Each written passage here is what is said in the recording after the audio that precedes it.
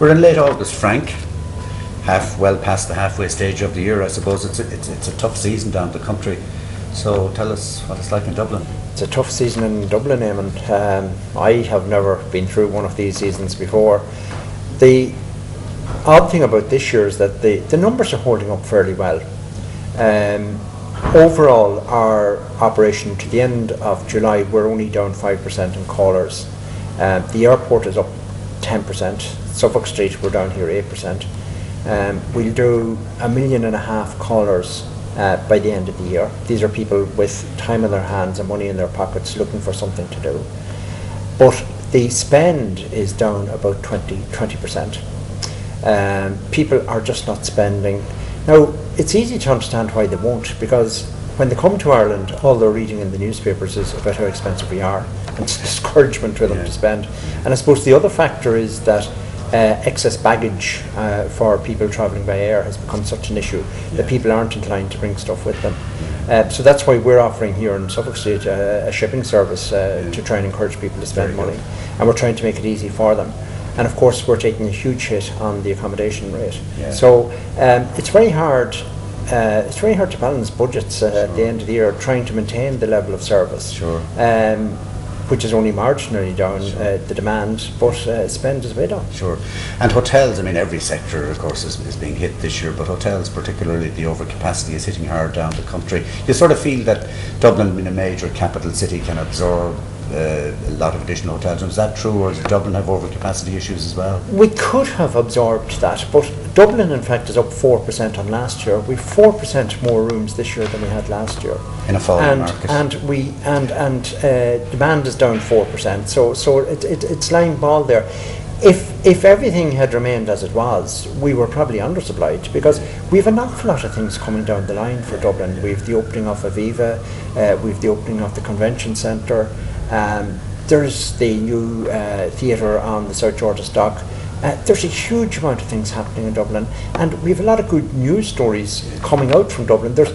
We have to be confident. We've got to remember, we have things like European City of Science coming up. We have things like the Eucharistic Congress coming up.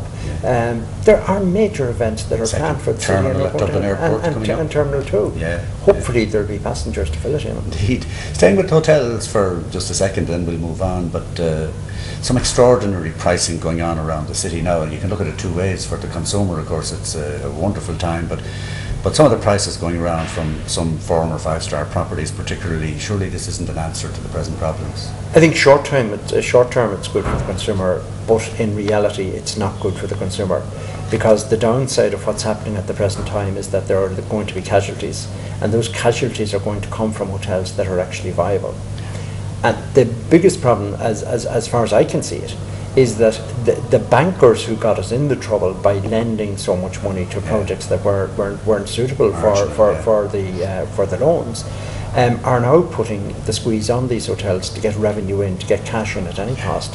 And it's really having a detrimental effect, and I don't know what the answer is. It's very difficult. If we lived in an open market where the market was allowed to perform, then you'd say the market will sort itself out.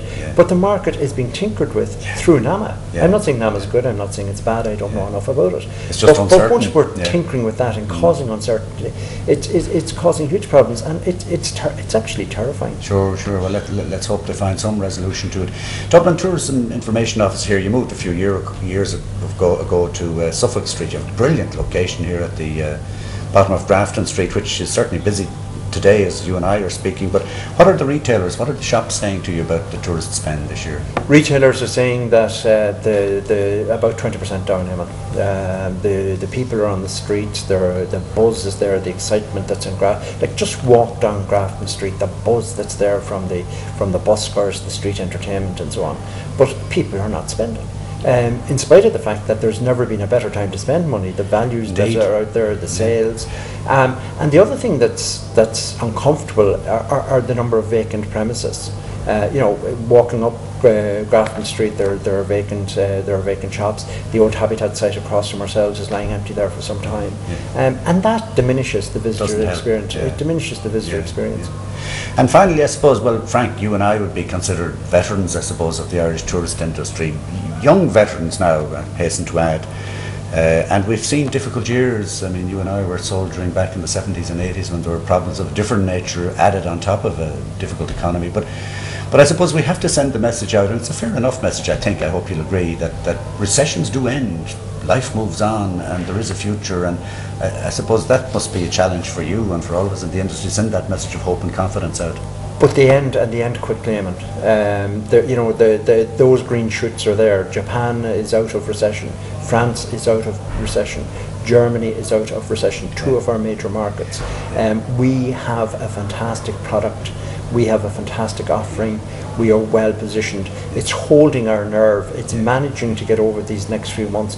The winter will be tough from a cash flow viewpoint for every business. And if we can just hold our nerve for that, if we can get ourselves through that, I am very confident, because I've already said there's such a huge amount of things that are on the pipeline for Dublin.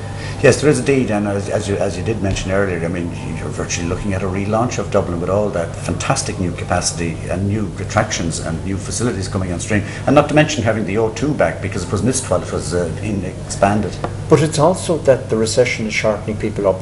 You know, I'm just thinking of the synergies that are being created in the city. Things like Pat Liddy has formed an alliance with Guinness now to do promotions on his walks. He's done an alliance with the Bids promoting his walks, and we believe, and Anne Reardon, my chairman, is very strong on this one, that in Dublin there are a lot of enterprises who are involved in tourism who don't talk to one another.